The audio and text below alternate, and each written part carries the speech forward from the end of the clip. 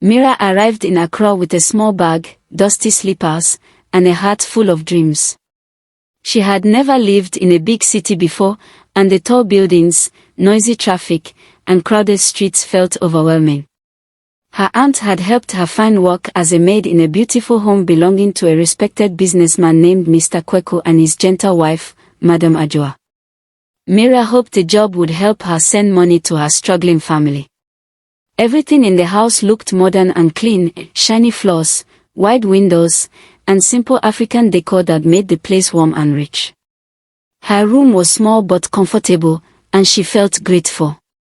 She promised herself she would work hard and keep good character, not knowing that her journey ahead would test her heart, her values, and her understanding of love. She began her duties early every morning, sweeping the compound, washing dishes, and helping in the kitchen. She admired her madam's soft-spoken nature and noticed that Mr. Kweku was always well-dressed, polite, and confident. Every morning he walked past with a calm smile, carrying his briefcase. Mira often felt nervous around him, not because he was rude, but because everything about him seemed perfect, his neat haircut, deep voice, and strong presence. Over time, she found herself watching him more than she should. When he laughed with his wife, something strange stirred in her chest. She didn't understand it yet, but the feeling refused to go away. One afternoon, she accidentally shattered a glass cup.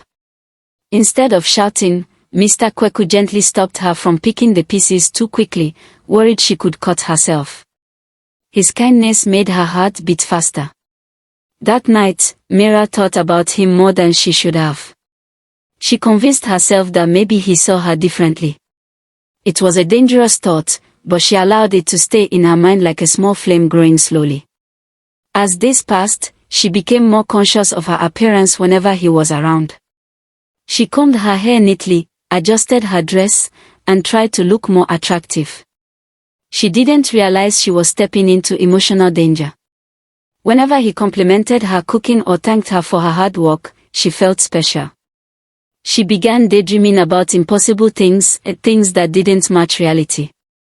One evening, while Madam Ajua rested, Mira served dinner and received warm praise from Mr. Kweku.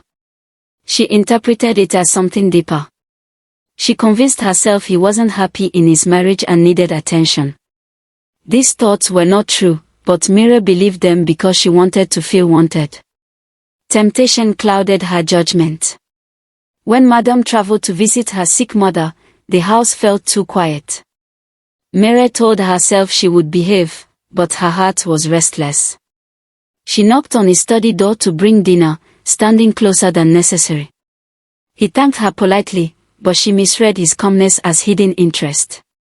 The next morning she wore a cleaner dress, walked confidently, and greeted him softly. During breakfast, her actions became more obvious, but he simply stepped back with politeness, unaware of her intentions. Embarrassed but still hopeful, she believed he was only holding back. She replayed his reactions again and again, convincing herself he was interested but cautious. She began imagining a future that wasn't hers, pictures of wealth, love, and glamour. One evening she gathered courage and knocked on his door again. She tried to thank him for everything, but her trembling hands and closeness revealed her intention. He lifted his hand gently and told her, "This is not right." His voice was calm but firm. Mira froze, overwhelmed with shame, whispered an apology, and ran to her room with tears in her eyes. She realized she had crossed a dangerous boundary. The next day, Madam returned. Mira couldn't look at her. She carried guilt in her heart like a heavy stone. She expected punishment but none came. Mr. Kweku didn't tell his wife. Instead, he acted professionally but kept a respectful distance. His silence taught her more than anger ever could. That night Mira cried quietly, understanding the depth of her mistake. She wrote a small note thanking them for their kindness and decided to leave, not because she was asked to, but because she needed to rebuild her life.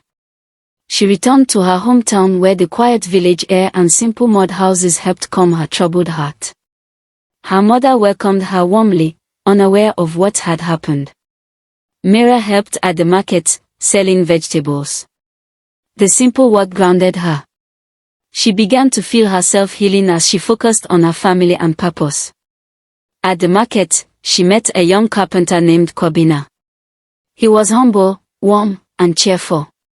He often helped her carry heavy baskets and talked to her about normal, peaceful things.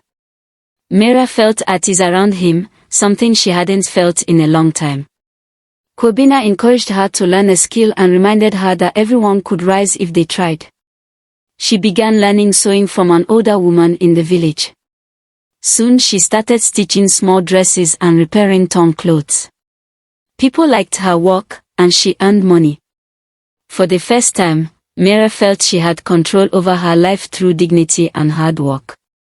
Her confidence grew. Kobina visited her often, bringing wood shavings that smelled like fresh trees and jokes that made her laugh freely. As they spent more time together, Mira's feelings for him blossomed naturally.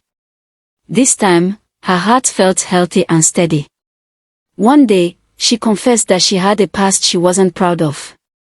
Kobina told her that everyone has a past and what matters most is who they become. His words lifted a weight off her shoulders. She felt seen and understood. Her sewing business grew, and she dreamed of opening a small shop. Kobina helped her build a wooden signboard with her name on it. Standing in front of her little sewing space, she finally felt proud of herself. One evening, Kobina gifted her a simple wooden bead necklace and asked if she would consider building a future with him. Mira's eyes filled with tears, not of confusion, but of gratitude. She said yes. Their love came from friendship, honesty, and shared dreams. Years later, Mira opened a proper sewing shop painted with soft colors and decorated with gentle African patterns. She taught young girls how to sew so they wouldn't fall into the same mistakes she once made. Her past no longer embarrassed her, it strengthened her. Mira and Kobina married in a joyful traditional ceremony filled with music, dancing, and bright Kent cloth. Their life wasn't luxurious, but it was filled with peace. She finally understood that true happiness didn't come from chasing someone else's life. It came from building her own with patience, honesty, and love. Temptation once misled her, but it also guided her back to the right path, toward true love, meaningful work, and lasting fulfillment.